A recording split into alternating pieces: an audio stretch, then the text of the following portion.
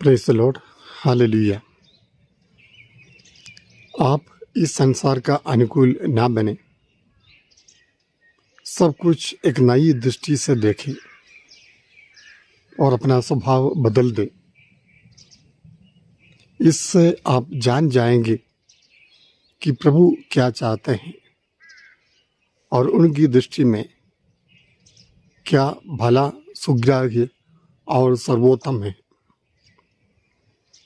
रोमियों के नाम संत पौलुस का पत्र अध्याय 12 पद संज्ञा 2, रोमन्स 12:2।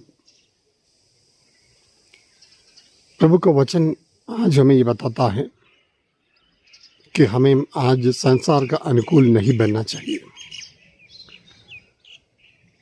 सब कुछ एक नई दृष्टि से देखना, एक आध्यात्मिक दृष्टि को अपनाना, सांसारिक दृष्टि से नहीं, एक आध्यात्मिक दृष्टि, स्पिरिचुअल सोच, दृष्टि हमारे जीवन में होनी चाहिए। हर एक विश्वासी, प्रभु पर विश्वास करने वाले हर एक व्यक्ति को एक नई सोच होनी चाहिए। वह आध्यात्मिक प्राणी है, स्पिरिचुअल व्यक्ति है। उस व्यक्ति को उसी दृष्टि से सारी बातों को देखना चाहिए। इसलिए कहा जाता है कि हमें स्वर्ग को देखते हुए, परलोक को देखते हुए हमें चलना चाहिए।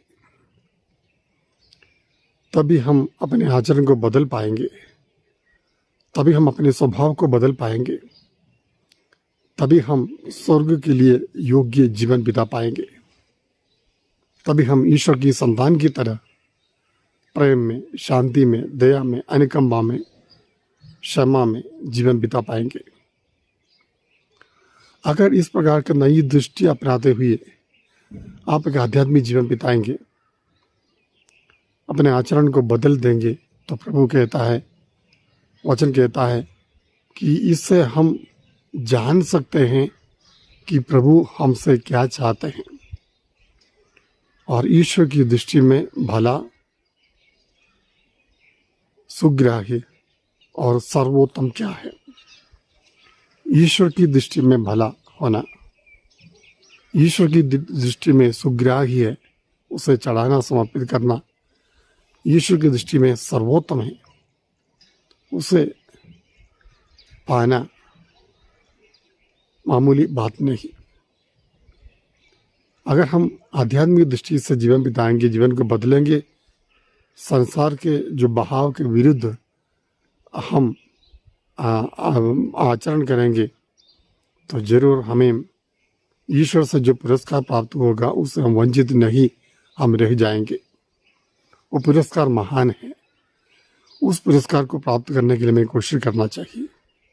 हमें ये भी समझना चाहिए कि इस दुनिया में, संसार में हम कुछ दिनों तक जीवित रहते हैं। हमारा जीवन यापन, जीवन काल यहाँ पर कम है। इसके बाद अनंत जीवन में हमें प्रवेश करना चाहिए। और इतना भी नहीं, जीवन का शोध, जीवन के सभी आशीषों का शोध परमेश्वर है। मेरी मेहनत नहीं, मेरी कमाई नहीं, मेरी बुद्धि नहीं, मेरी चालाकी नहीं, कुछ नहीं। परमेश्वर की दया हमारे जीवन में सबसे महत्वपूर्ण है और परमेश्वर की अनुकंपा से हमारा जीवन आगे बढ़ता है। तो ऐसी परिस्थिति में परमेश्वर से जुड़े हुए रहने के लिए, ईश्वर की ओर देखते हुए, हर बातों में प्रभु की इच्छा को जानते हुए, प्रभु का हित क्या है, हर घटना के पीछे ईश्वर क्या चाहता है, मेरे जीवन के संकटों की, परेशानियों के पीछे ईश्वर की क्या योजना है, परमेश्वर की क्या योजना है, ये परमेश्वर मुझसे क्या चाहता है, इसको जानते हुए, इसको पहचानते हुए एक पवित्र जीवन बिताना हमारा कर्तव्य है। आइए हम प्रयास करें, कोशिश करें, प्रभु हमें आशीष दे। हाँ परमेश्वर, आज के इस वचन के लिए हम आपको धन्यवाद देते हैं। हाँ प्रभु, हमें भी कृपा प्रदान कीजिए ताकि हम संसार के अनुकूल जीवन ना बिताएं, स्वर्ग के अनुकूल हम जीवन बिताएं। हाँ प्रभु, आध्यात्मिक दृष्टि से सब कुछ देखने के लिए, आपकी नज़रों से सब बातों को देखने के लिए, जीवन की और जीवन की गढ़ा मोड़ी और जीवन की सब घटनाओं की ओर देखने के लिए हमें कृपा प्रदान कीजिए प्रभु। हमारे जीवन में जो भी होता है उसके पीछे आपकी एक योजना है, उस योजना को पहचानने का ज्ञान और दृष्टि हमें प्रदान कीजिए। आमीन। सर्वशक्तिमान ईश्वर पिता और पुत्र और पवित्र आत्मा आपको आशीर्वाद प्रदान करे। आमीन।